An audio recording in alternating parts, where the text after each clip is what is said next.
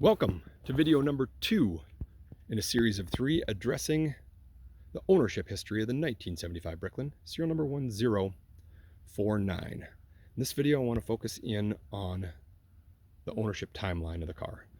So let's dive right into the first slide here. It's pretty straightforward. The first owner had it for 40 years. The gentleman who I bought it from had it for 5 years. And of course, I bought it in 2021. So in the first ownership history video, I addressed the fact that I did not have solid documentation tying the first owner to the selling dealer. In this insurance declaration page here is the first piece of documentation I have tying the first owner of the car to the car. See, it's dated April 14th, 1976. It has the car serial number there, and his name is underneath this car card here, which corresponds with the deck page. And I covered his name up on the car card as well. Trying to keep myself out of trouble. Probably won't work. And this piece of documentation is the actual insurance policy. So these 3 pieces of documentation are the first thing I have tying the first owner of the car to the car. And unfortunately, the original title was lost as well. So a duplicate title was made in 2016, and we'll get into that in the next video.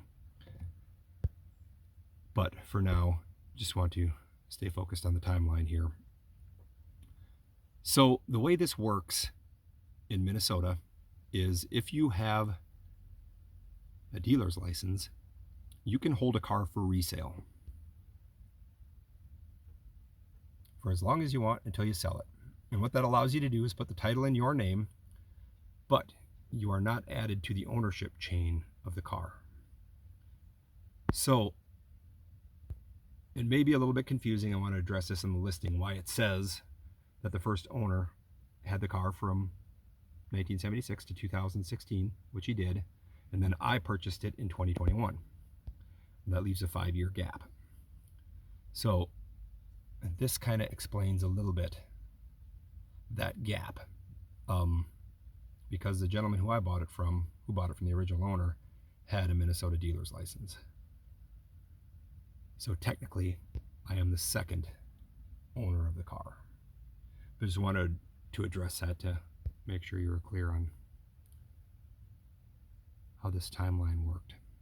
And the last thing I'll end the video on here is, this is the last insurance card I have for the first owner, which is consistent with the year it was sold, 2016. And you can see on here the note that he left. And the one cool thing I want to point out about these insurance cards, and actually the insurance policy itself, is the insurance agent was the same person from 1976 to 2016, which I think is pretty amazing. Well, there we go. Mother Nature's having a hand in our video. But that's it. That's the ownership timeline of the 75 Bricklin. Hope this helps. Thanks for watching, and on to video number 3.